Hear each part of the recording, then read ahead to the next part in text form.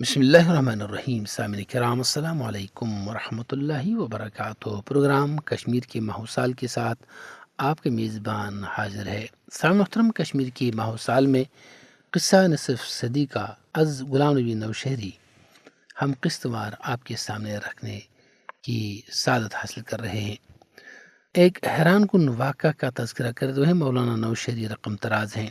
جب سابق وزیر اعظم پاکستان ذوالفقار بھٹو کو پھانسی دی گئی تو مقبوضہ جموں کشمیر میں حریفوں نے جماعت اسلامی پر دعویٰ بول دیا کہ پاکستان میں امیر جماعت اسلامی میاں طفیل محمد کے کہنے پر بھٹو کو پھانسی دی گئی ہے، جو کہ سراسر جھوٹ پر مبنی بات تھی۔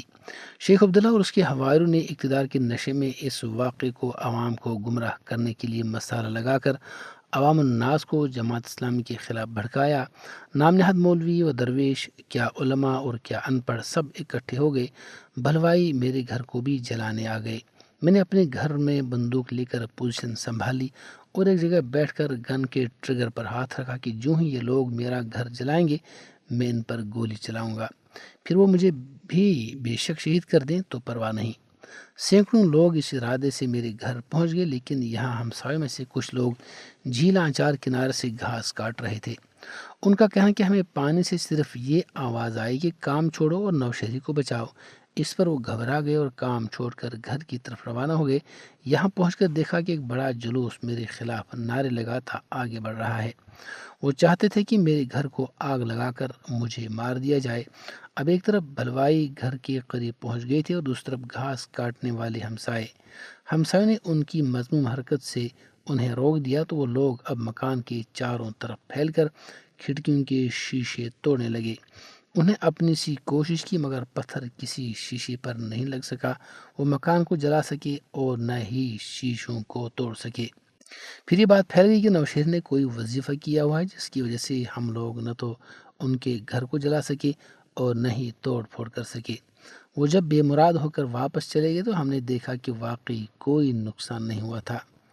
90 کی دہائی کے اوائل میں جب مقبوضہ کشمیر میں بھارتی ظلم و ستم کا بازار گرم ہوا، جنت ارضی اس کے مکینوں کے لیے تنگ کر دی گئی تو کچھ عرصہ اس صفاقت کی تاریکی میں بیتا، پھر پاکستان کی طرف ہجرت کی۔ مقبوضہ کشمیر میں ہمارے پرانے مکان کی تعمیر کو 50-60 سال گزر چکے تھے۔ وہ کچی اینٹوں اور گھاس کی چھت سے بنا ہوا گھر تھا۔ یہ گھر ہماری مشترکہ ملکیت تھا جو چند شریکوں میں تقسیم تھا۔ میں اپنی فیملی کے ساتھ پہلی اور باقی لوگ دوسری اور تیسری منزل پر قیام پذیر تھے۔ اس روز میری والدہ آرام کر رہی تھیں کہ میرے والد ان کو خواب میں آئے اور کہا، آپ لوگ فوراً گھر سے نکلنے کی کوشش کریں کیونکہ 1 بجے دن کو یہ مکان گر جائے گا۔ میری والدہ خواب سے بیدار ہو کر سخت پریشان ہوئی۔ ابھی وہ ایک خواب سنانا ہی چاہتی تھی کہ ٹھیک 1 بجے مکان گر گیا۔ مکان کے گرنے کی آواز دور دور تک سنائی دی، لیکن اللہ کا فضل کہ کوئی جانی نقصان نہیں ہوا۔ ان دنوں میں ریاست جموں کشمیر کی اسمبلی میں رکن تھا۔ میں نے دوبارہ گھر بنانے کی کوشش شروع کر دی، جملہ سامان جمع کیا، بالآخر نیا مکان تیار ہوا۔ اس میں کچھ ہی عرصہ قیام ممکن ہو سکا کیونکہ تنظیم کے حکم پر اب مجھے ہجرت کرنا تھی۔ میں نے اس گھر کا ایک حصہ اپنی ایک سالی امینہ بانو کے حوالے کیا، جس کے شوہر نے دوسری شادی کر کے 5 بچوں سمیت اسے بے گھر کر دیا۔ میرا ایک چھوٹا بھائی جو مالی لحاظ سے کمزور تھا اور ان حالات میں اس کے لیے اپنا گھر تعمیر کرنا ممکن نہ تھا، چنانچہ اس مکان کا ایک حصہ اس کو بھی رہائش کے لیے دیا جس میں وہ رہائش پذیر ہوا۔ یہ 1996 کا رمضان مبارک کا موسم بہار تھا، نیکیوں کا۔ رات کے وقت بھارتی فوجوں کی ایک بڑی تعداد میرے گھر کو جلانے آ گئی۔ بھارتی غاصب فوج نے رات کے وقت آواز دی، بچاؤ اپنی جانوں کو، ہمیں اس مکان کو خاکستر کرنا ہے۔ میری ساری ڈر کے مارے سامان نکالنے لگی۔ بھارتی غاصب فوج نے اسے سامان نکالنے نہیں دیا۔ کچھ فوج نے غصے میں اس کے بچوں کو کمرے میں بند کرنے کی کوشش کی تاکہ وہ بھی اس میں جل جائیں۔ بڑی مشکل سے شور شرابہ کر کے یہ لوگ گھر سے باہر آئے۔ ہمسایوں نے شور سنا تو اس طرف آنے کی کوشش کی مگر ان کے گھروں کے گیٹ بھی بھارتی غاصب اور ظالم فوجوں نے بند کیے ہوئے تھے۔ غاصب فوج نے اعلان کیا کہ کوئی ہمسایہ باہر نہ آئے، پھر ہمارے گھر پر گن پاؤڈر چھڑک کر آگ لگا دی گئی۔ فائر بریگیڈ کی گاڑی کا اسٹیشن بھی نزدیک تھا۔ اطلاع ملنے پر آگ بجھانے کے لیے گاڑی بھی آ گئی، لیکن آرمی والوں نے گاڑی کو آگے نہیں آنے دیا۔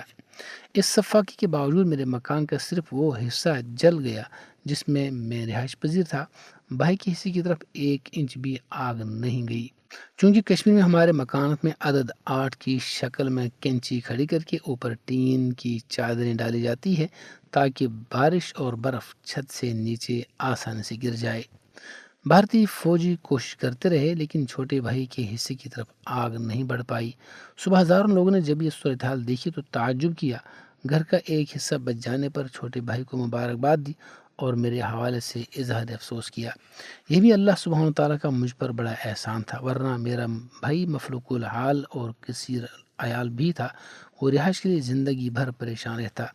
ایک ٹین کے صندوق میں میری اہلیہ نے زمین اور دوسری جائیداد کی دستاویزات سنبھال کر رکھے تھے۔ اللہ کی شان دیکھی کہ گھر کے ایک حصے کی ہر چیز خاکستر ہو گئی۔ ٹین کا وہ صندوق بھی بہت حد تک پگھل گیا، مگر جب اس کو توڑ کر دیکھا گیا تو اس میں دستاویزات تقریباً محفوظ تھیں۔ چاروں طرف سے کاغذات جل گئے تھے، لیکن جہاں تحریر لکھی تھی اس حصے پر آگ نے کوئی اثر نہیں کیا تھا۔ پس دیوار زندان لکھتے ہیں کہ 1972 میں جماعت اسلامی مقبوضہ جموں کشمیر کے 5 امیدوار انتخابات میں کامیاب ہوئے، جن میں مرحوم قاری سیف الدین رحمہ اللہ، سید علی شاہ گیلانی رحمہ اللہ، شہید عبدالرزاق میر رحمہ اللہ، علی محمد ڈار رحمہ اللہ اور راقم رحمہ اللہ شامل تھے۔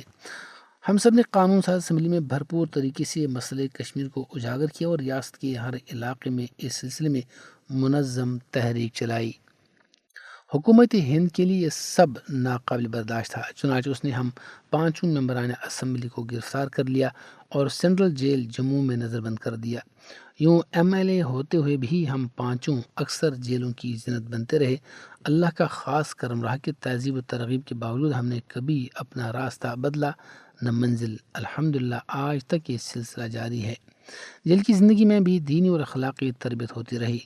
ہیرا نگر جیل میں سید صلاح الدین، professor Abdul Ghani but, doctor Ghulam Qadir وانی، عبدالمجید ڈار، محمد عبداللہ شیرازی، مولوی عبدالمنان صاحب اور معروف سیاسی شخصیات کے ساتھ قریباً 1 سال اکٹھا رہنے کا موقع ملا۔ وہاں بھی دروس قرآن و حدیث سے اسیر ساتھیوں کے دلوں کو منور کیا جاتا تھا۔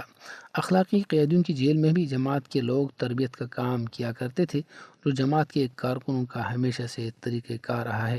چنانچہ بعض عادی مجرم اور ڈاکو جب سزا پا کر رہا ہوئے تو وہ نیک و صالح بن کر جیلوں سے نکلتے ہی جماعت اسلامی میں شامل ہوئے۔ ان میں عبدالغفار شیخ کولگام مشہور ہیں، جو کولگام گاؤں میں امیر حلقہ بچرو بھی منتخب ہوئے تھے۔ انہوں نے ایک آدمی کو قتل کیا تھا جس پر انہیں سزا ہوئی تھی۔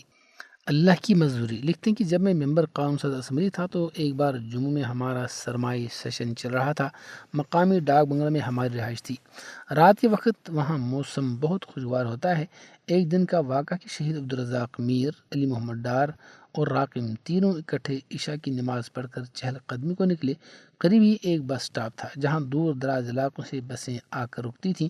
میں نے وہاں ایک خاتون کو کھڑا پایا جس کے سامنے سامان کی ایک بڑی بوری تھی۔ ہم آگے نکل گئے۔ خاصی دیر کے بعد جب ہم واپس آئے تو دیکھا وہ خاتون اسی جگہ سڑک پر نظریں جمائے کھڑی تھی۔ رات کافی بیت چکی تھی۔ اس وقت عموماً لوگ سو چکے ہوتے ہیں۔ سڑک سنسان تھی، وہاں ہم صرف 3 لوگ ہی تھے۔ میں نے دونوں ساتھیوں سے کہا کہ اس خاتون سے پوچھتے ہیں یہاں کیوں کھڑی ہے۔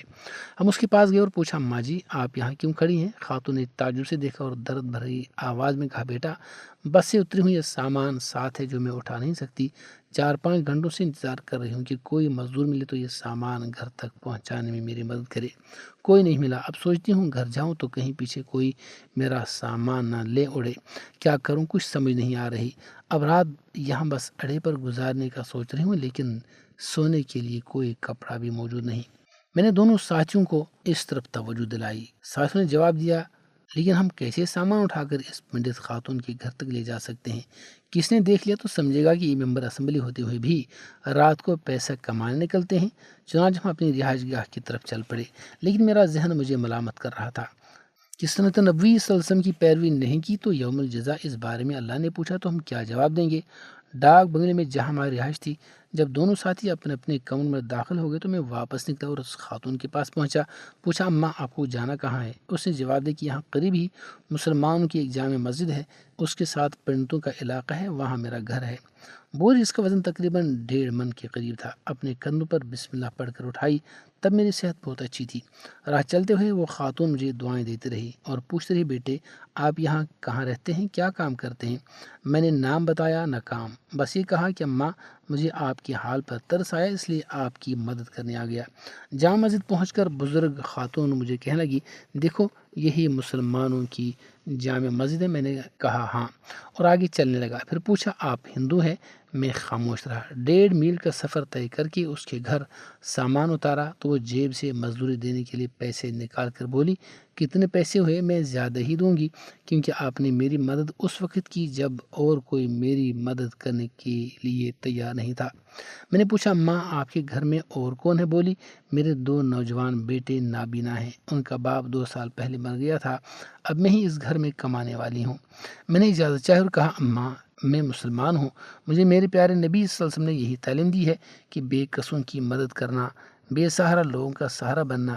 یہ سن کر وہ حیران و ششدر رہ گئی۔ سامعین محترم، ہمیں بھی اس کردار کو اپنانے کی ضرورت ہے۔ کمزوروں، محتاجوں، بے کسوں کا حال پوچھنے کی ضرورت ہے، ان کی مدد کرنے کی ضرورت ہے۔ اللہ سبحانہ تعالیٰ سے دعا ہے اللہ کریم ہمیں اپنے دین مبین کو سیکھنے، سمجھنے اور عمل کرنے کی توفیق نصیب فرمائے۔ آمین دعاؤں کے ساتھ آپ کے میزبان اگلے پروگرام تک آپ سے اجازت چاہتا ہے۔ اجازت دیجیے، اللہ نگہبان۔